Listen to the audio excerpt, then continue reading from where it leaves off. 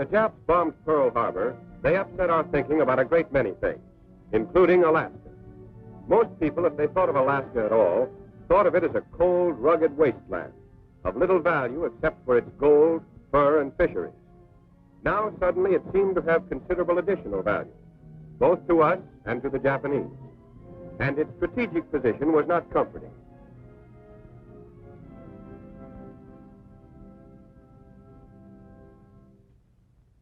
From Alaska, the Aleutian Islands stretched out invitingly toward a shrewd and daring enemy. The great Japanese air and naval base at Paramushiro was only 750 miles from Attu. Attu was only 1,200 miles from the mainland of Alaska. And Japs in Alaska would be a direct threat to the west coast of America and also to the interior. Alaska's long and broken coastline was weakly defended. Our bases were few and far between. And our only means of supplying them was by sea or by air.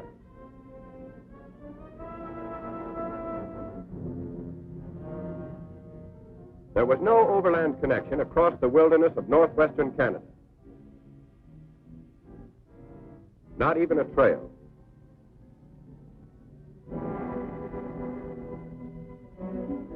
If our shipping lanes could be interrupted, Alaska might fall. The situation called for immediate action.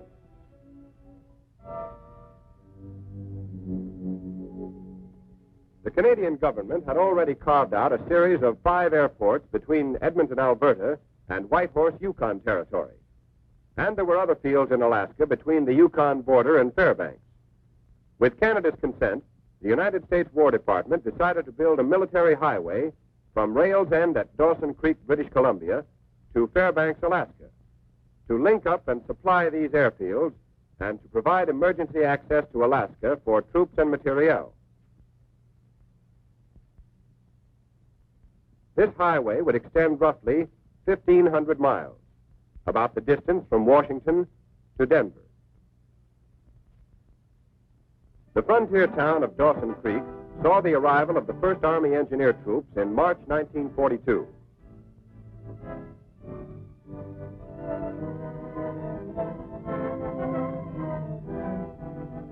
Here they set up a camp. Enlisted men were trained in the special problems of maintenance and operation of tractors in the north.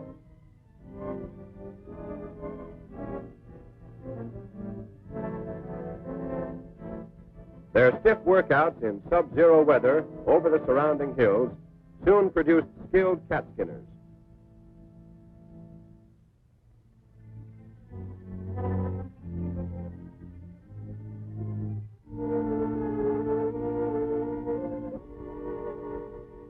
Before the arrival of additional engineer troops, these first troops moved out over a trail broken by the Canadian Department of Transport to Fort Nelson, where they established a base camp and began working northwest.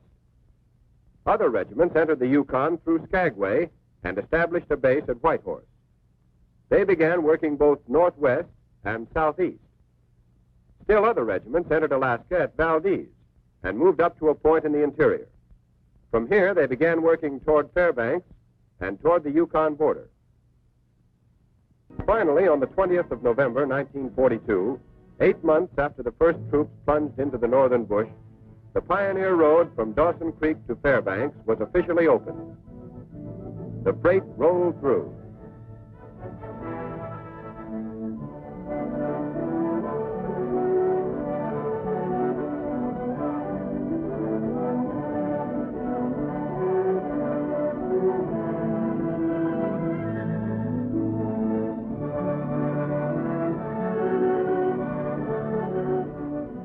And the truck drivers were surprised to find that the road was much better than they expected. In fact, considering its length, more than 1,500 miles, the difficulties of terrain and climate, and the remarkably short time of construction, it was one of the wonders of the modern world.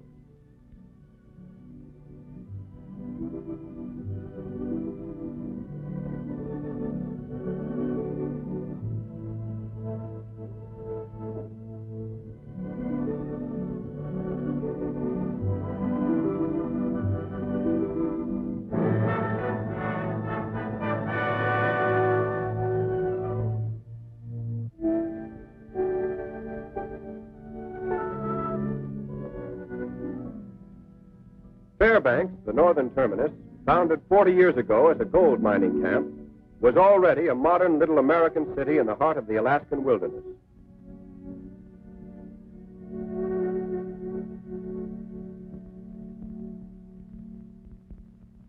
Of course, the highway was still largely a winter road, usable in some sections only when the ground was frozen. Its bridges were temporary, and many of them would be washed out by the ice and floods in the spring.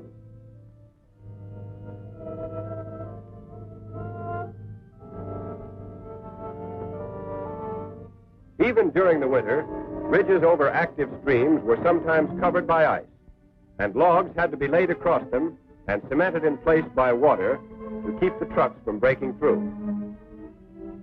And there were other hazards. Active springs built up mounds of ice that had to be fought constantly. As ice formed in lily pads on the rivers, strange new patterns in steel rose against the cold northern sky.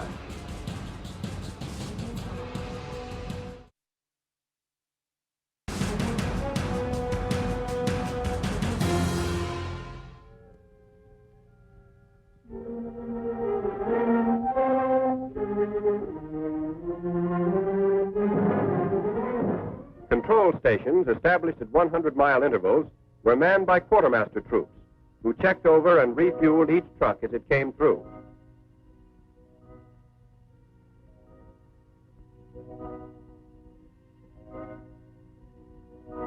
Troops had to repair and service their equipment as best they could. But repair facilities were badly overtaxed.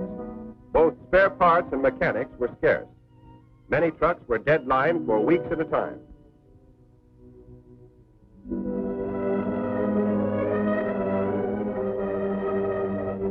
At the start, troops working on the highway had only tents for living quarters.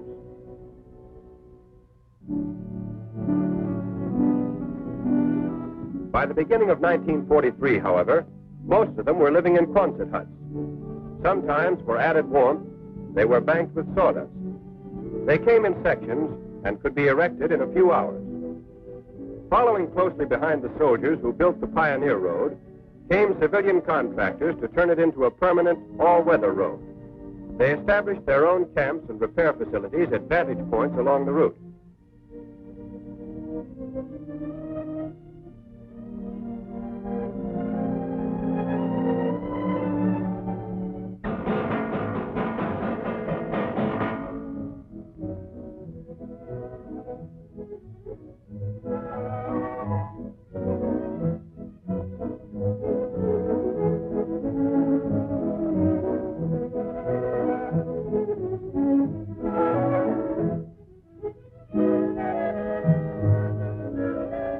There were Public Roads Administration surveyors to relocate and improve the alignment of the road.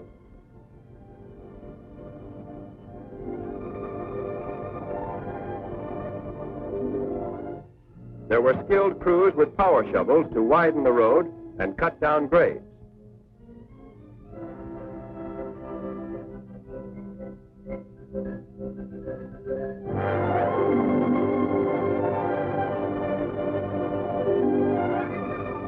There were crews with trucks to haul gravel from the borrow pits, which were opened all up and down the highway.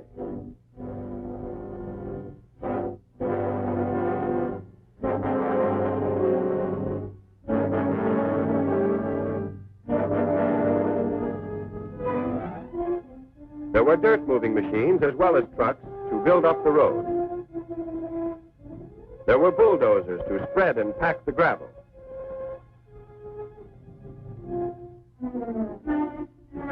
And dozers to dig drainage ditches.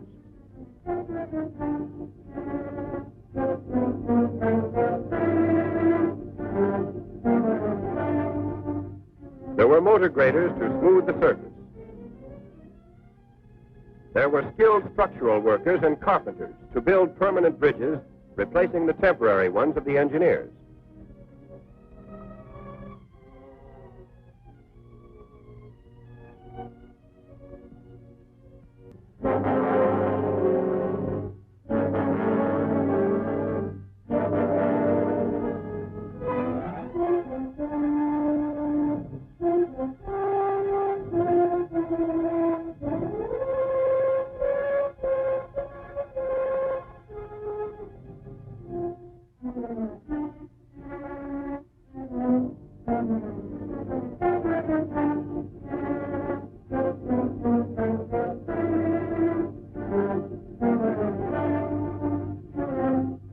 As ice formed in lily pads on the rivers, strange new patterns in steel rose against the cold northern sky.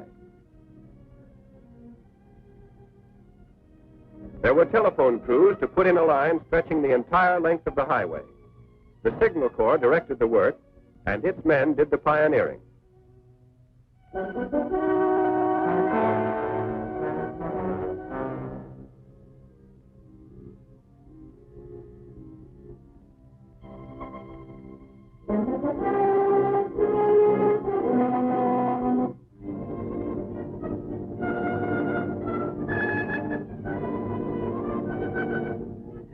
All this activity demanded a constant flow of supplies, both up the highway and by sea.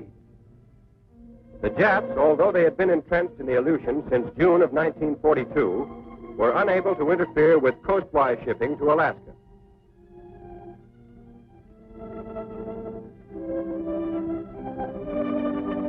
So it was possible to increase the volume of supplies moving in through Skagway.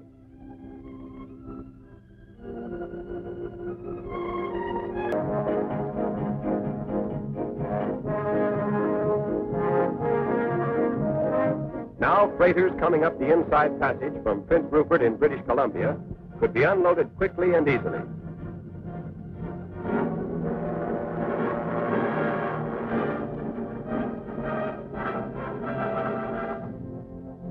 Barges could be beached and unloaded at low tide.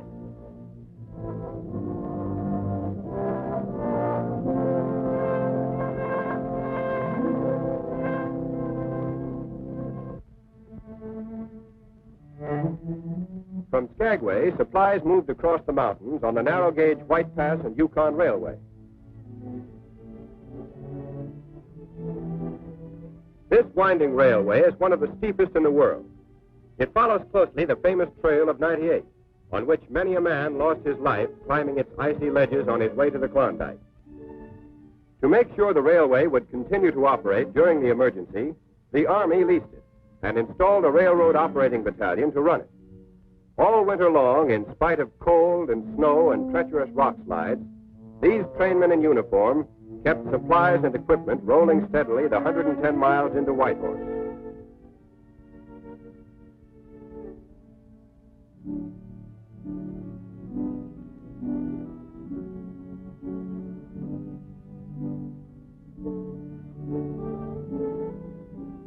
As an example of the railroad troops' devotion to duty, one engineer was awarded the Soldier's Medal for risking his life to save a train from destruction.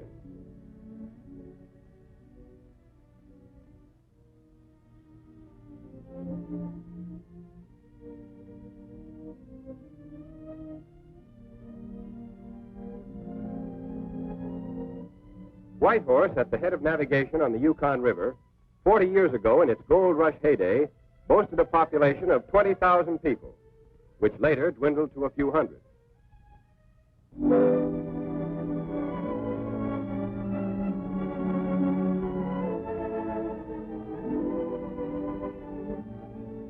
Now it was reawakening to the unfamiliar voices of soldiers and truck drivers and cat skinners.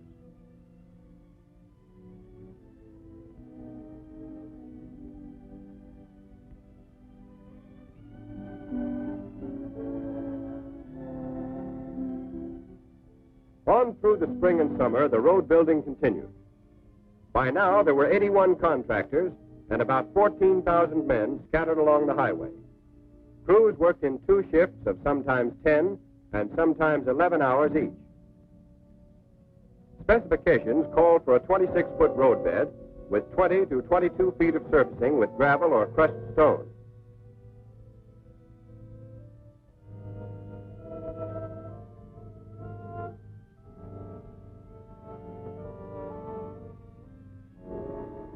And in addition to the highway itself, an important supplement was being built, the Haines Cutoff. Running from Haines in the Alaska Panhandle, 160 miles north to a point on the highway 95 miles west of Whitehorse, the cutoff was designed to relieve the strain on the White Pass and Yukon Railway. It was begun in the spring of 1943, with engineer troops pioneering the road south from the Alaska Highway.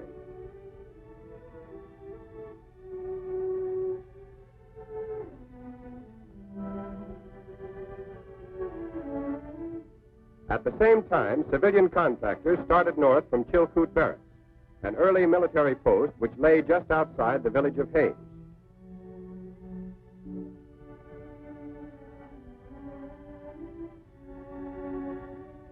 For the first 42 miles, an old motor road was improved, widened, and in places relocated.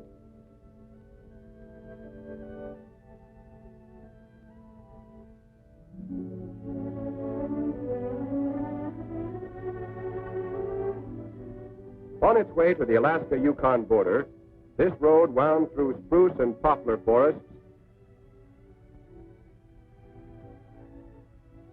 over cold mountain streams, and through a sleepy Indian village.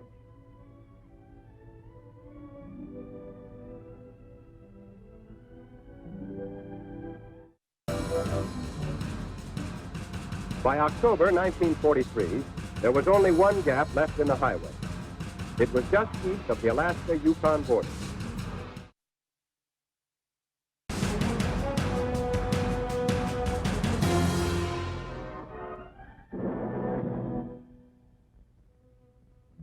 As the highway and the cutoff were nearing completion, so were the emergency flight strips being built by the Canadian Department of Transport and the United States Army Engineers.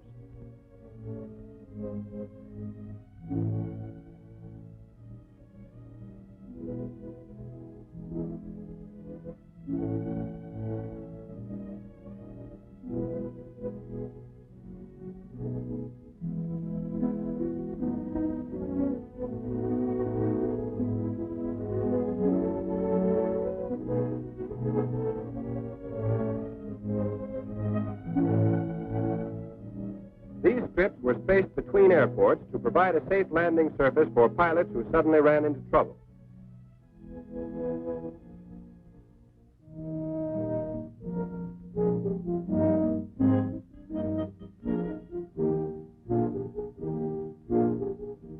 In addition, the engineers were improving the airports themselves.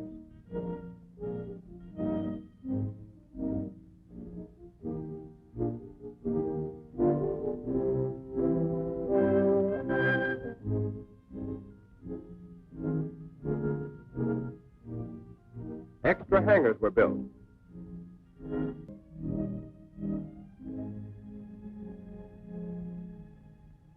At the same time, most of the 86 major bridges on the highway were being finished.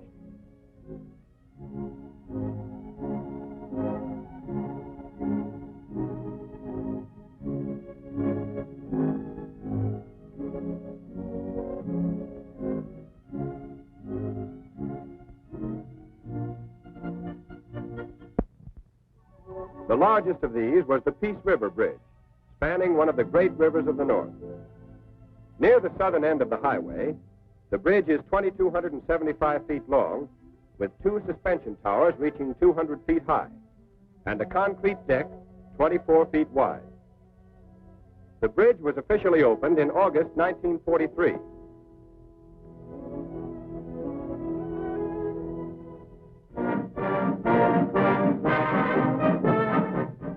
Soldiers and construction workers came from various sections of the highway. There were officers and officials representing both the United States and Canada. There were speeches.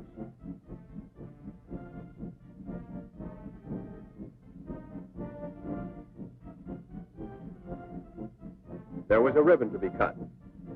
But the crowd didn't need to be told of the importance of the occasion.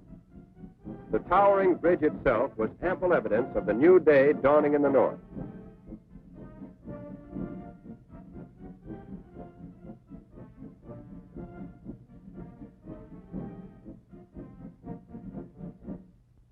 Now the lower half of the highway was finished.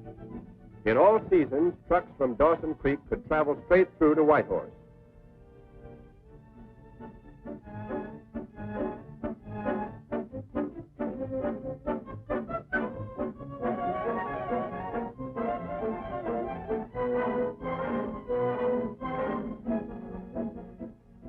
At intervals of about 100 miles, there were relay stations where the trucks were checked over and refueled.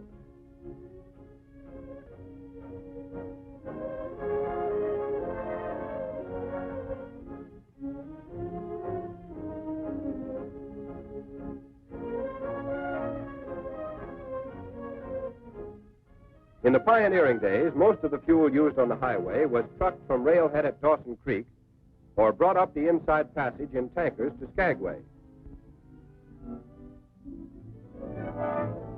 But with the completion of the Canal project, with its refinery and network of pipelines, the Alaska Highway had its own fueling system.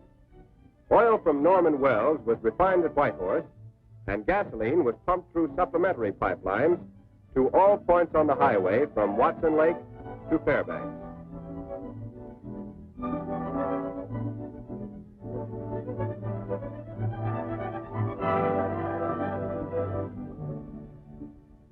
By October 1943, there was only one gap left in the highway. It was just east of the Alaska-Yukon border. On the 13th of October, the remaining gap was only a few hundred feet.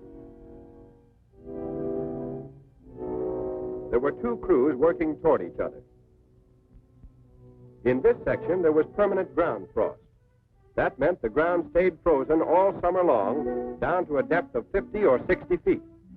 If the surface cover of moss and vegetation were disturbed, the ground would quickly thaw and become a quagmire. So the contractors used a road-building technique peculiar to the North.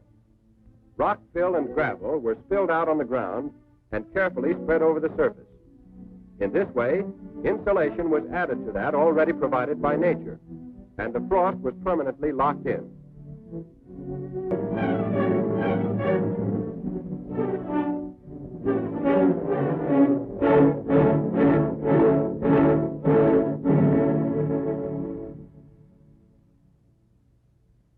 This is the road these men built.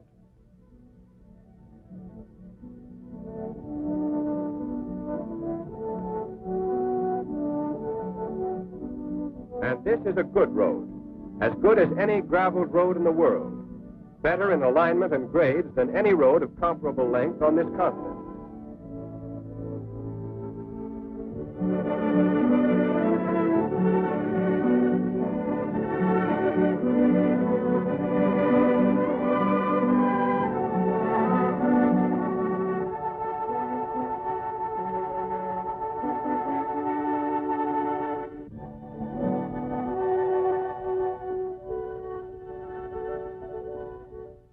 But the Alaska Highway is much more than a road, much more than a brilliant construction feat.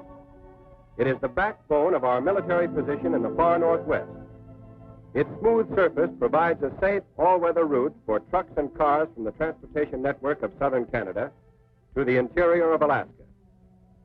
Through the 1,600 miles of integrated canal pipelines, fuel to supply the road, the airports, and the flight strips is readily available.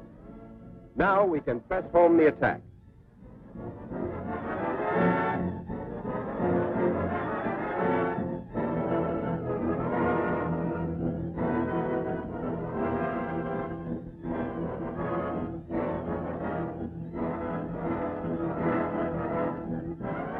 This is the road through the brooding wilderness. This is the wedge which has pried open the last great frontier of America. The key which has unlocked the treasure chest of Alaska and the Canadian Northwest.